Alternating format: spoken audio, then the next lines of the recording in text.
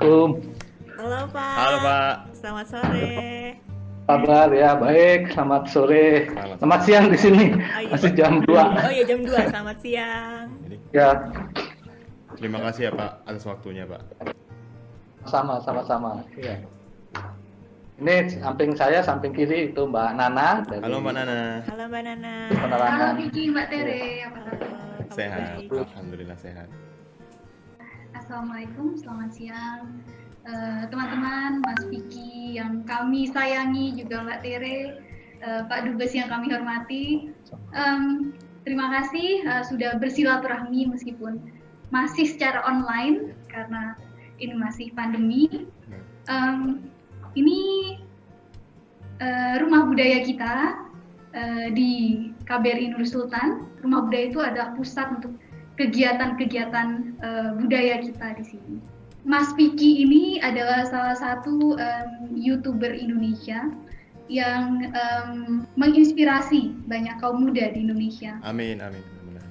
Ya, karena kemampuannya untuk belajar bahasa ya, sekarang memiliki kemampuan bahasa, kalau tidak salah 7 ya Mas Vicky ya, atau lebih. Belum 7 Mbak, masih mau proses ke 5 Ya, dan dan masih ini tahap pembelajaran, benar. dan itu belajar secara kebanyakan otodidak ya. Iya, otodidak. Sangat menginspirasi orang-orang, kaum muda juga di Indonesia.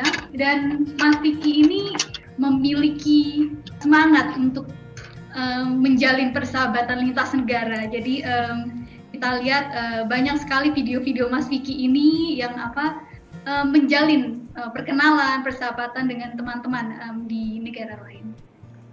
Dan ini tentunya sangat sejalan ya Pak ya dengan misi diplomasi kita, karena memang di era digital ini kan diplomasi itu salah satunya Mas Vicky ini yang turut berkontribusi gitu dalam melakukan diplomasi di dalam tataran generasi muda, dan ini kita sangat mengapresiasi. Sekarang Mas Vicky ini kalau tidak salah memiliki follower di YouTube itu sudah subscriber ya 3,5 juta lebih ya. Benar Mbak. Alhamdulillah. Dan itu juga terkenal tidak saja di Indonesia tapi di berbagai negara. Wow. Amin. Kita juga senang gitu bisa berjumpa dengan Mas Vicky, karena mungkin Mas Vicky juga melihat media sosial kita juga itu banyak sekali yang menanyakan kapan Mas Vicky diundang, kapan Mas Vicky datang ke KBRI seperti itu. Dan mungkin seperti itu Pak Dubes kami tadi sudah berbincang-bincang. Silakan Pak. Oh, oke. Terima kasih Mbak. Oke. Assalamualaikum warahmatullahi wabarakatuh. Waalaikumsalam. Jadi memang kalau dari saya supaya intinya memang kita sangat mengapresiasi upaya dari teman-teman khususnya Mas Vicky yang sudah memberikan kontribusi kepada upaya membangun atau menjembatani hubungan lebih dekat antara Indonesia dan Kazakhstan dalam tataran people to people. Kalau KBRI mungkin dalam tataran yang pemerintahan, business to business, tapi tentu people to people pun juga memiliki peran yang besar. Dan sekarang ini seperti Mbak Nana sampaikan tadi, peran diplomasi itu bisa dilakukan oleh banyak pihak, apalagi dengan bantuan teknologi seperti YouTube ini. Kita tahu bahwasannya sebetulnya Kazakhstan di Indonesia belum terlalu banyak dikenal, dan Indonesia pun di Kazakhstan masih belum terlalu banyak dikenal. Karena itu dengan upaya people to people dan YouTube-nya Mas Vicky tadi itu sangat membantu kita untuk mendorong peningkatan hubungan itu. Terlihat sekali misalkan dalam tadi Mbak Nana bilang subscriber dari YouTube-nya KBRI pun meningkat pesat, gitu ya. Nah itu satu.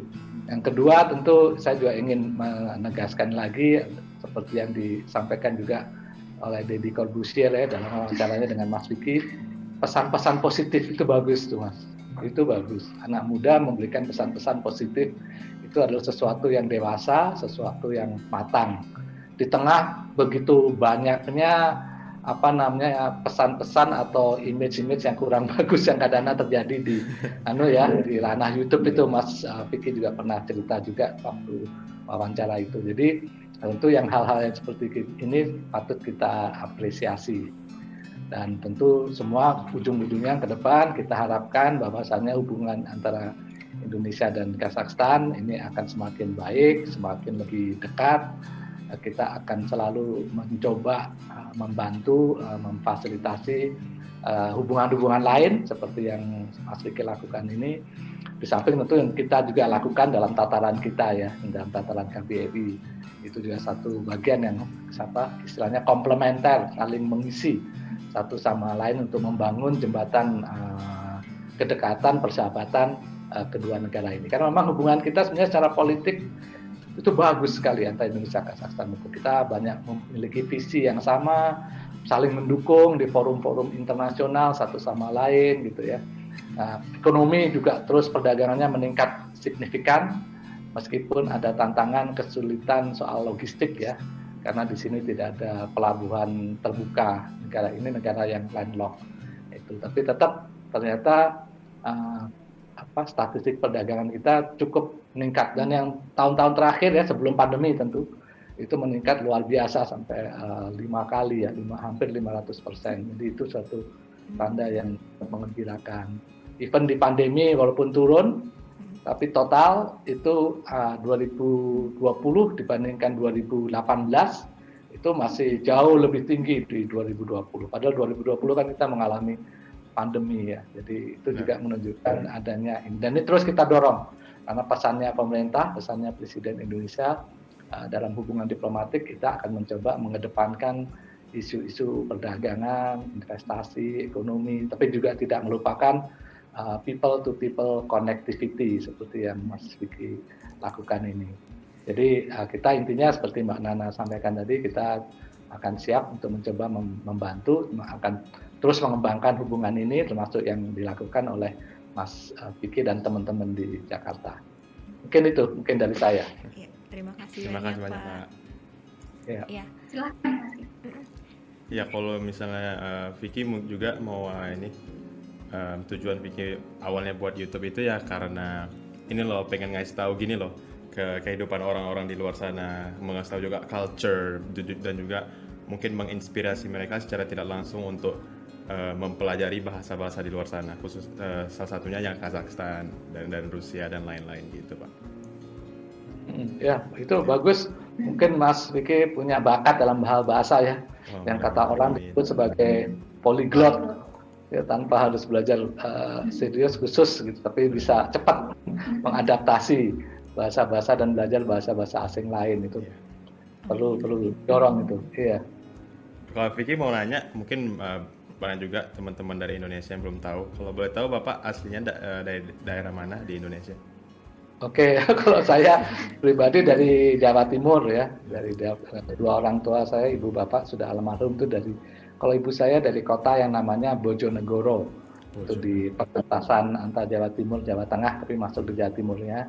Kalau ayah saya dari Madiun, di sebelah selatan, yang terkenal sekarang dengan pusatnya industri kereta api Indonesia, PT Inka, itu di sana. Ayah saya kebetulan juga dulu kerja di kereta api itu. Berarti udah lama ya Pak ya, berarti nggak pulang ke Indonesia? Kalau sekarang ini ya terakhir saya ke Indonesia itu di 2020 di Januari. Itu ada pertemuan para duta besar Indonesia di luar negeri dikumpulkan di Jakarta, itu sebelum ini ya pandemi itu ya, sebelum adanya lockdown. Jadi masih sempat waktu itu seluruh duta besar berkumpul di Jakarta mengadakan rapat dinas, pertemuan dengan presiden, dengan beberapa menteri, membahas hubungan luar negeri kita dengan negara-negara lain. Habis itu udah nggak bisa lagi sekarang. Berarti udah kurang lebih setahun Pak ya? Iya. Januari kemarin tuh setahun tuh. Waktu itu Januari tanggal 5 itu saya ingat. Apa nih Pak yang dirindukan dari Indonesia Pak? Makanannya kah atau? Kalau dalam suasana sekarang ini, saat ini ya udaranya ya. Berarti Bapak nggak suka salju ya? Suka, tapi kalau sudah terlalu ekstrim ya, kayak Januari kemarin bisa minusnya 40-an gitu, waduh, udah berat sekali itu. Untuk keluar rumah aja buka pintu itu udah rasanya udah harus siap benar tuh pakaiannya dan segala macamnya gitu. Selain cuaca apa nih Pak yang kira-kira dikangenin? Makanannya sate, kalau pertama sate.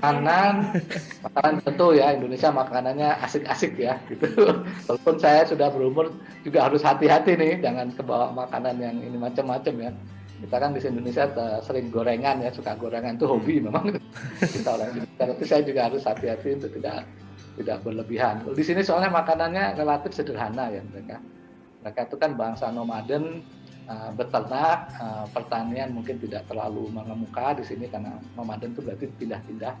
Yang penting buat mereka adalah ternaknya dan makanan untuk ternak.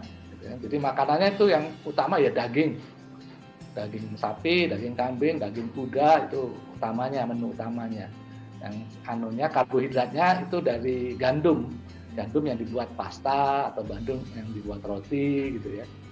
Sementara sayur-sayuran kalau pas musim panas mereka bisa tumbuh ya oke dia makan sayurnya misalkan timun itu yang difermentasi yang dijadikan pickles, tomat juga begitu disimpan selama musim dingin untuk dipakai nanti gitu ya. Nah, jadi relatif bentuk makanannya nggak seperti Indonesia yang sangat bervariasi dari daerah ke daerah, dari waktu ke waktu. Jadi ya itu tentu membuat kita rindu kepada yang ada kuliner Indonesia istilahnya ya. Jadi gini Pak, ada satu kejadian yang lucu kalau menurut Vicky. Jadi kemarin ada ngobrol sama orang yang dari Rusia atau Kazakhstan, Vicky juga lupa. Jadi Vicky itu lagi minum jus alpukat ya, jus alpukat. Terus dia nanya, loh itu jus alpukat? Enak banget ya kamu bisa minum gituan. Kalau di sini alpukat itu mahal banget. Itu benar nggak sih Pak? Ya benar. Mahal ya? memang. Harganya bisa berkali-kali lipat dari harga di Indonesia ya, itu alpukat itu.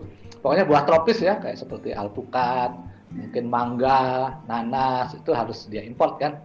Itu harganya ya udahlah, sudah pasti kan. Nah, apalagi saya ceritakan tadi, ini kan landlocked kan, jadi susah ngirimnya kan, nggak bisa langsung dari pelabuhan terus langsung dipasarkan gitu. Tapi dari pelabuhan biasanya dari Cina atau dari Rusia didatangkannya atau dari Iran di selatan. Perlu dibawa lagi, transport lagi yang berjam-jam, makan waktu lama, baru bisa sampai sini. Jadi biaya logistiknya udah pasti mahal. Jadi harga jualnya pasti mahal di sini. Iya, jadi dia bilang, waduh kalau misalnya aku punya alpukat itu harus disayang-sayang, nggak bisa makannya setiap hari. Betul. Barang mewah tuh di sini. Satu alpukat itu kalau dikurskan rupiah 40 ribuan mungkin satu buahnya. Satu buah aja? Satu buah, hitungannya rupiah. Sekilo lumayan ya. Iya. Jadi mereka tidak jual kiloan nih biasanya Pak, satuan ya. Satuan. Gitu. Kalau untuk keadaan COVID di sana gimana Pak ya? Oke. Jadi mungkin yang pertama, ini kan negara besar banget ya Mas ya. Jadi luas sekali, luas tanahnya itu lebih besar dari luas tanahnya Indonesia. Kita luas bersama lautannya ya, lautan kan juga wilayah teritorial. Itu kalau dengan lautan memang kita besar. Di sini tanahnya saja 2,9 juta kilometer persegi. Penduduknya kita 270, di sini cuma 18,5 mungkin sekarang. Jadi bayangkan itu tanah yang begitu luas dihuni oleh orang yang begitu sedikitnya dibandingkan Indonesia tentu ya gitu. Jadi mereka tersebar di mana-mana gitu ya. Ini juga menjadi salah satu poin dalam terjadinya pandemi ini ya. Jadi walaupun kemarin-kemarin sempat angkanya merah segala macam gitu ya, tapi relatively itu hanya terjadi di spot-spot tertentu yang banyak orangnya gitu ya. Seperti kota ini atau ibu kota yang lama di Almaty 2 jutaan gitu, itu memang red zone di sana. Tapi kalau di daerah-daerah, nah itu relatif lebih tercontain gitu ya. Mereka nggak menghadapi situasi itu. Tapi sekali kena itu pun juga repot karena kadang-kadang akses ke sana itu susah untuk ngirim obat-obatan, ngirim dokter. Nah memang tapi dibandingkan kita mungkin ya, mereka lebih cepat dalam mengatasi dan menangani ini ya, menangani dalam pengertian begini karena memang nggak banyak ya jumlahnya. Jadi ya cepat mendatangkan alat-alat kesehatan, mendatangkan obat-obatan, mendirikan rumah sakit itu lebih cepat. Ini juga ditambah karena fakta negara ini memang relatif kaya dari minyaknya ya. Bahkan minyak itu kalau di sini mereka tuh memproduksi 1,6 juta barel per hari ya. Yang dia pakai di dalam negeri cuma 300.000. Itu yang dipakai, sisanya dijual. Ya, dan uangnya tidak setiap tahun dipakai di anggaran, tapi disimpan, ditabung. Jadi pada waktu terjadi pandemi, mereka butuh obat-obatan, alat-alat kesehatan, segala macam, bangun rumah sakit. Wah, diambillah dari uang ini. cepat gitu ya. Ada uangnya ready. Ya, jadi itu yang membuat mereka kemudian lebih cepat bisa mengatasi situasi ini. Terima kasih Pak. Berarti apakah benar Pak ya kalau borders baru dibuka itu katanya Mei tahun 2021? Sekarang ini rencananya begitu. Itu dari waktu ke waktu ini akan diupdate dengan situasi dan kondisi di lapangannya gitu ya. Tapi secara terbatas akan diberikan izin tertentu selektif ya, pejabat-pejabat diplomatik gitu ya, dari perwakilan yang mau datang dan keluarganya. Oke, berarti kalau misalnya kayak kita nih Pak, warga biasa gitu ya Pak ya. Terus misalkan setahu saya visa diplomat itu hanya untuk para diplomat ya. Berarti kita nggak bisa kan ya Pak ya menggunakan visa diplomat, karena beberapa isu itu kita bisa menggunakan visa diplomat sih Pak. Banyak teman-teman juga yang menanyakan ke kita kayak gitu Pak. Benar. Jadi intinya mungkin begini ya. Kita tuh waktu sebelum ini diadakan lockdown di sini, mereka Kazakhstan sudah memberikan bebas visa kunjungan singkat untuk warga negara Indonesia 30 hari. Seperti di kita di Indonesia ya, memberikan visa itu kepada Kazakhstan. Begitu terjadi COVID, Indonesia itu sekarang sementara memfreeze pemberian bebas visa kunjungan singkat 30 hari. Nah, di sini sama. Nah, kemudian ada orang-orang yang diizinkan yang seperti tadi itu. Misalkan pejabat diplomatik dan stafnya, pejabat pemerintah dan orang-orang tertentu gitu ya. Atau tamu-tamu untuk embassy khusus tapi ya.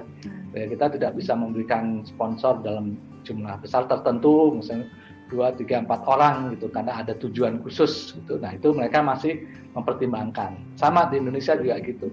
Untuk tujuan-tujuan khusus undangan kedutaan asing Jakarta itu akan dipertimbangkan. Selama ini memang kita belum pernah sama ini. Pandemi kita belum pernah memberikan sponsor karena memang dari Indonesia semua pada membatalkan. Ada sih instansi A, B, C waktu itu cepat membicarakan untuk datang ke sini. Tapi akhirnya mereka sendiri juga mengundurkan niatnya untuk datang ke sini. Jadi yang resmi tamu kita dari Indonesia belum ada. Dan ini memang karena masa pandemi. Oke. Mungkin itu ya sih Pak. Terakhir mungkin apa harapan Bapak atau saran mungkin untuk anak-anak muda Indonesia yang sedang melakukan studinya di keadaan COVID-19 ini Pak? Ya, maksudnya mungkin studi di luar negeri atau di Kazakhstan kita. Iya benar. Ya, tapi memang di suasana seperti sekarang tentu teman-teman atau anak-anak muda Indonesia melakukan studi di luar negeri silahkan dilanjutkan ya. Apalagi memang banyak sekarang bukan hanya di sini saja, tapi mungkin di tempat-tempat lain kuliah-kuliah atau sekolah-sekolah tersebut juga melakukan metode online ya. Benar. Jadi artinya insya Allah tidak terlampau terhambat prosesnya. Nah, mungkin sudah pernah dengar atau sudah tahu juga ya, ada temannya di sini 2 orang mahasiswa kita yang student di Universitas di Kazakhstan di Kasgu di Nur Sultan ini, mereka sudah 2 tahunan di sini ya. Mereka juga di sini online sementara ini. Masih online, jadi tetap jalan gitu ya. Jadi semoga kalau saya mengharapkan dan saya mendorong, walaupun situasinya masih seperti ini, silakan itu dilanjutkan. Ini kan penting menuntut ilmu ini ya. Dan sekarang teknologi sudah sangat membantu dengan adanya metode bisa online, bisa tidak hanya suara saja, tapi juga sudah bisa melihat muka sambil belajar online gitu. Jadi memang tidak senyaman mungkin kalau offline langsung, tentu ada perbedaannya gitu ya. Tapi silakan itu terus didorong dilanjutkan.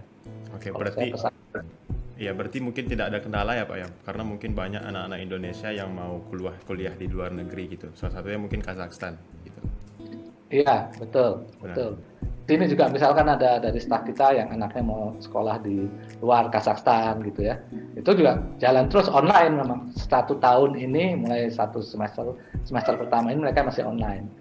Nanti tahun berikutnya kalau suasana sudah bagus baru akan dibuka offline gitu. Jadi ya udah, kan kita nggak mungkin nunggu sampai suasananya betul-betul baik ya. Kita nggak tahu kapan suasananya normal seperti dulu lagi gitu kan. Jadi ya jangan sampai menunda itulah. Oke, keren banget nih. Terima kasih banyak loh Pak udah sharing-sharing sama kita nih. Iya Pak, terima kasih banyak. Sama, jadi mungkin nanti kalau Mas Naki dengan timnya ada rencana untuk datang ke sini, ya silahkan kasih tahu ke kita mungkin bisa membantu support dukungan visanya gitu ya. kemudian mungkin nanti bisa sedikit banyak memfasilitasi saat berada di sini gitu ya.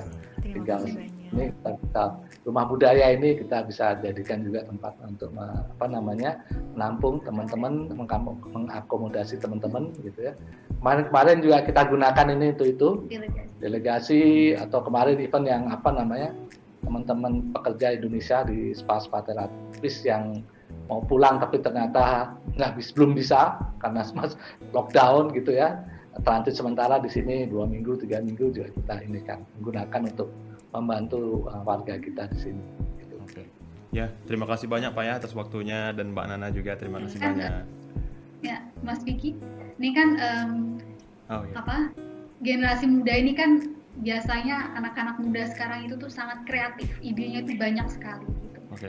Kalau menurut Mas Vicky selaku generasi milenial saat ini gitu, apa ada ide-ide gitu yang mungkin perlu dilakukan KBRI yang menjadi masukan perwakilan gitu untuk mempromosikan Indonesia dan tentunya untuk menjalin persahabatan Indonesia dan negara-negara sahabat dari perspektif Mas Vicky. Oke.